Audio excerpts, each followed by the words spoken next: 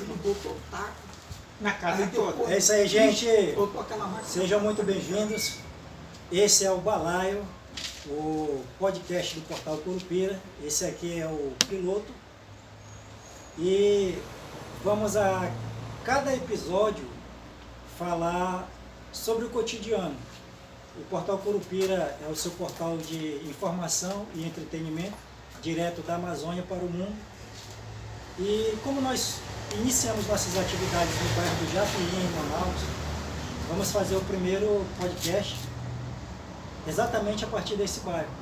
E aqui como convidado de hoje temos aqui o Roberto, o Betão, que já apresentou programas aqui no Portal Curupira, na nossa web rádio. E o nosso convidado vai trazer informações para que você possa conhecer o bairro do Japim, onde ele é um dos primeiros moradores desse bairro. E as informações que ele vai trazer para a gente são importantíssimas para que a gente possa conhecer tanto as dificuldades como as melhorias, os atrativos desse bairro bastante conhecido aqui na capital do Amazonas. Bem-vindo, Betão. Bem-vindo, também eu sou bem-vindo, né? Bom dia Japim. Eu quero dar meu bom dia para quem está nos assistindo, né? De Manaus para o mundo inteiro, né? Quero falar sobre esse conjunto, né? O conjunto da Coaban, né? O Japim, o conjunto 31 de março, Japim 1. Que eu tenho vivido até hoje nele com muito amor e não pretendo sair de jeito nenhum, porque foi difícil ficar nesse conjunto, viu? Não foi fácil, não foi como Nova Cidade, que o cara pegou a casa pronta, né? Aqui nem crua foi a casa crua, entendeu? Uma dificuldade que não tinha porteamento, não tinha água e também a dificuldade para chegar, né? Que não tinha estrada. Não tinha estrada, a pessoa chegava ali naquela raiz, ali proximamente o CO, aí andava a pé esse trajeto. Aí tinha um outro mais difícil ainda, que era pela bola da Sulframa. Já existia a bola da Sulframa, mas não pronta do jeito que ela está, né? Era só aquele barro circular, né? Então tinha gente que vinha pela bola, né? Então a gente vinha nesse trajeto pela raiz, né? Pela raiz e chegávamos até aqui o Japim, né? E no Japim, né? Meu pai sempre dizia, não, a gente só vai se assentar mesmo, ficar aqui, trazer os móveis quando tiver tudo resolvido. Praticamente era 70, década de 70, entendeu? E aí, cara, ele começou a fazer, né? Construir lá, porque a casa estava crua, né? Porque ele começou e teve a dificuldade, né?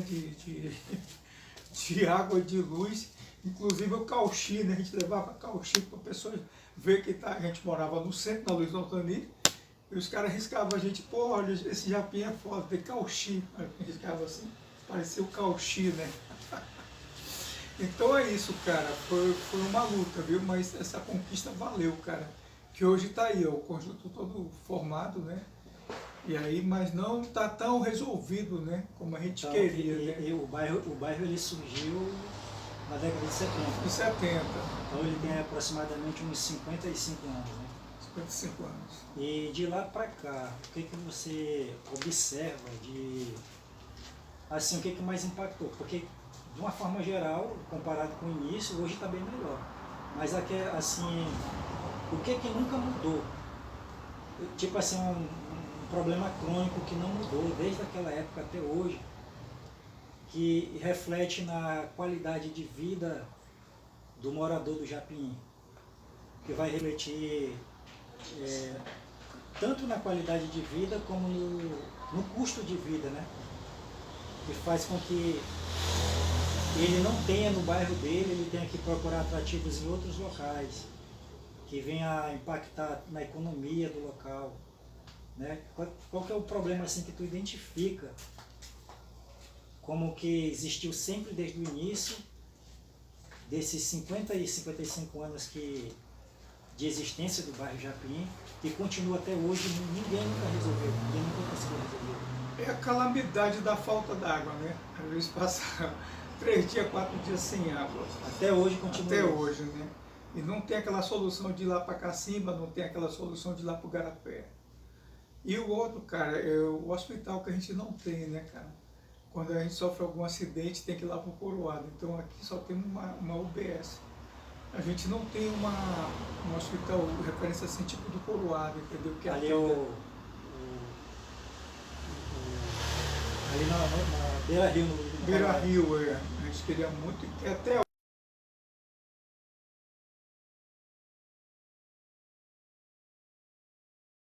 Problema, por exemplo, de água. Por que que no teu conhecimento, né, tu acredita que esse problema perdure tanto tempo? Porque Manaus, de uma forma geral, o estado do Amazonas é, são, é constituído de localidades que todas elas são cercadas por água, mas que falta água potável nas casas, né? Inclusive Japim, São José e outros bairros. Por que que perdura tanto tempo isso? Por que que não tem uma solução? Porque no início do governo, inclusive Gilberto Mestrin, aquele reservatório que tem ao lado do cemitério São João Batista, ele que construiu aquilo, né? E depois foi abandonado por causa da Ponte do Ismael, quando fizeram a adutora de água lá, né?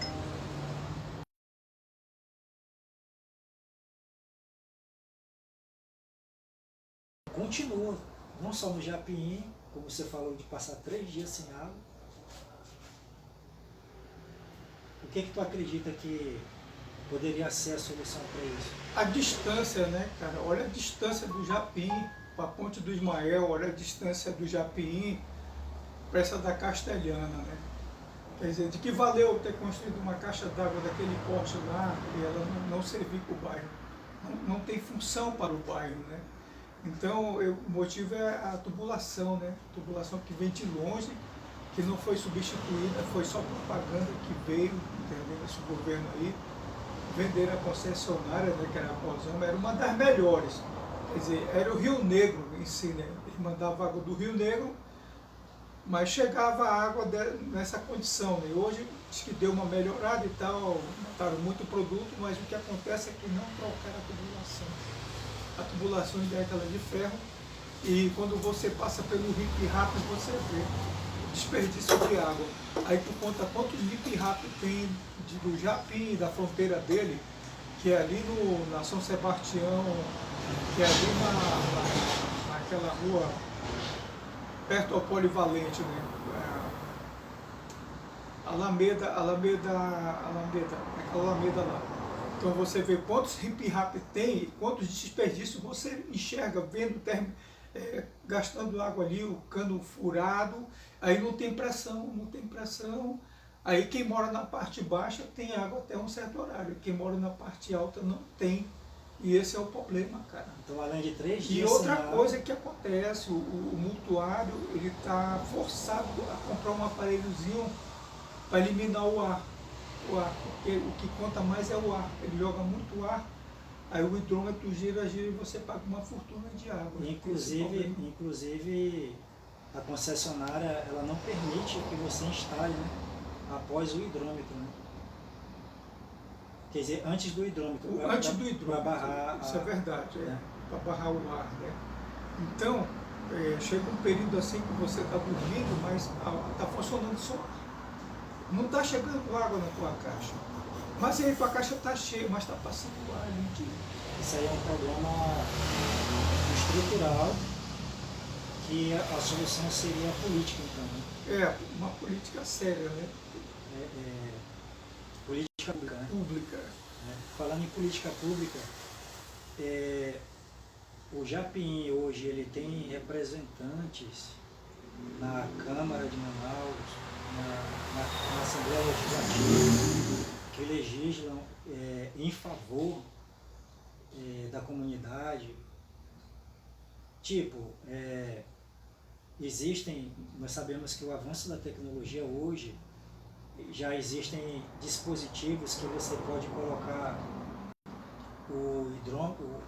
a válvulazinha para impedir a passagem de ar depois do hidrômetro. E ela consegue fazer com que o ar fica impedido de contabilizar no registro. Mas até aí as concessionárias, não só aqui, mas no Brasil todas, elas estão impedindo. E não tem uma legislação, eles não legislam de forma a que o consumidor possa se defender desse abuso, né, que é um abuso. Né?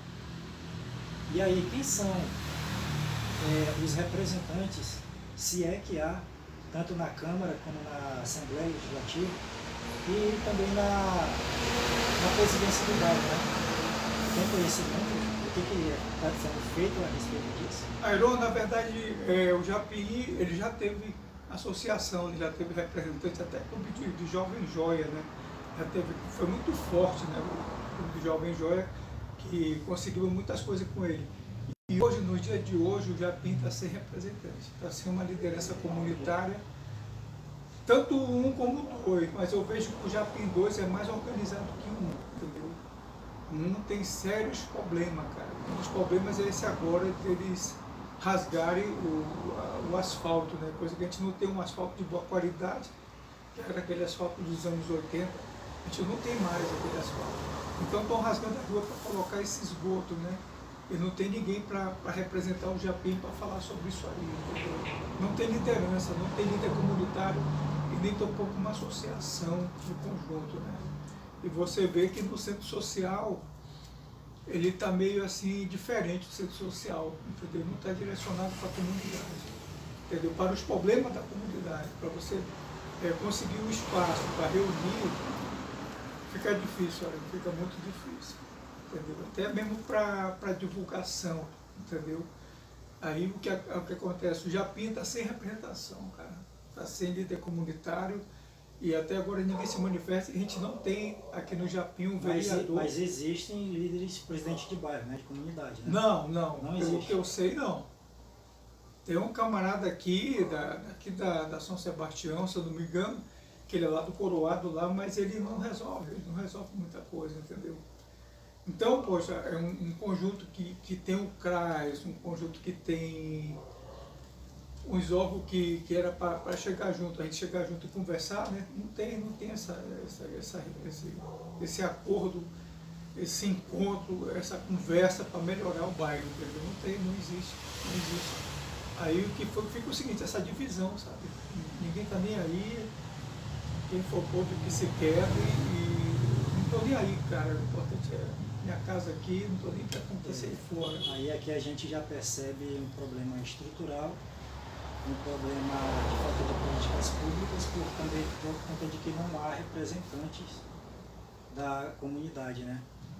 E isso aí acaba por refletir em alguma coisa na economia local, por exemplo, como que é o desenvolvimento do comércio, a geração de emprego, renda na comunidade,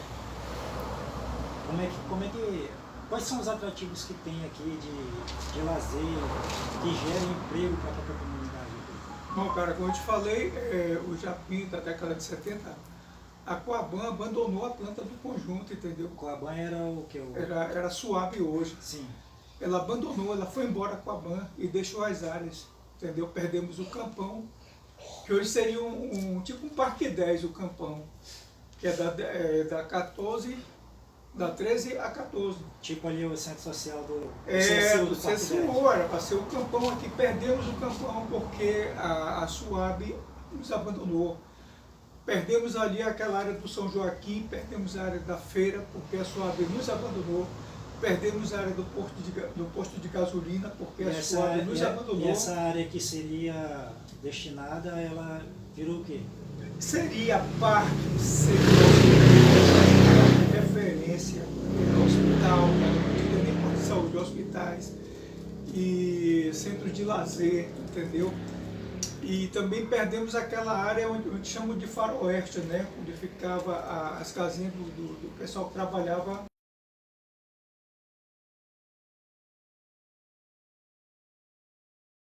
onde ficava a etapa do Japim 1, que saía dali os pedreiros para trabalhar, para fazer as casas, fizeram o colégio Luiz de Camões, né? Fizeram o Luiz de Camões e lá em cima fizeram o Polivalente, que foi referência, né? Representado em Brasília, que tinha todas as áreas, todas as técnicas, e foi um colégio elaborado para o nosso clima, de tijolo dobrado, para ventilação e tal, climatização e arborização do verde. Aí hoje em dia tu vê uma feira dentro do colégio. O colégio perdeu a área, entendeu? O Campão fizeram casas mais habitacional. Depois de ter tanta terra aqui em Manaus, os caras resolveram fazer casa no Campão. E tem uma igreja batista avançando, cada dia eles avançam aquela área toda, e vão perder a área verde. Se não tomarem providência. Então, olha, não temos academia ao ar livre dentro do conjunto. A gente tem academia no meio fio, onde o camarada respira aquele gás estúpido do combustível lá, entendeu? Da saída do combustível do caminhão, as carretas do chibatão que passa ali, ele fica respirando. Ele está achando que está fazendo bem. E me parece que agora botaram na lagoa, né? A lagoa que nunca foi resolvida, né? Uma lagoa que não resolveram, que botaram uns pedalinhos ali que até agora não funciona. E a gente nem estamos sabendo como é que vai ser, né? Se vai ser pedalinho ou mensalinho, entendeu? Então, uma grande área imensa ali naquela lagoa ali, que foi tomada, né, por conjunto, né? Inclusive ia ter um monumento do Oscar Niemeyer, nem teve. O que houve foi muita politicagem, tá entendendo? Então, cara, a lagoa está perdendo também as áreas, porque trouxeram a guarda municipal para dentro da lagoa. Aí, ó, Mas isso é prejudicial? É prejudicial porque era para ser área de lazer, não espremida, como eu te falei, lá no meio-fio lá. Não, mas onde o passarinho não tem mais abrigo. Em que é prejudicial a guarda estar lá? Não, a guarda poderia ficar na delegacia de homicídio, que está abandonada há anos, que o mato está tomando conta da homicídio. Aí o que acontece? Os pássaros não têm árvore mais para ficar, estão cortando as árvores, um crime, o cara corta a árvore de domingo para não pegar para ele.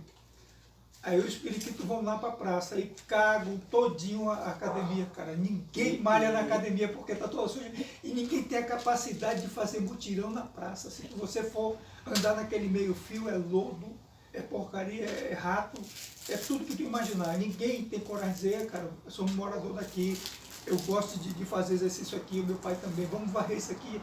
Não tem mutirão de limpeza. O que tu está falando aí, Beto, é importante, importantíssimo, porque assim, tu está falando de um lado que é a questão da consciência social de cada indivíduo em relação àquele meio ali.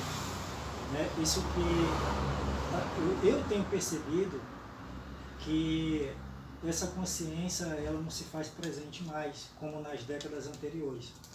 Né? Tinha aquele cuidado de você andar na rua, ter cuidado com o patrimônio público ou com o patrimônio de alguém que estivesse lá. Hoje em dia não tem mais isso. E outra coisa também é a questão da preocupação com os atos que vão impactar diretamente na vida do cidadão.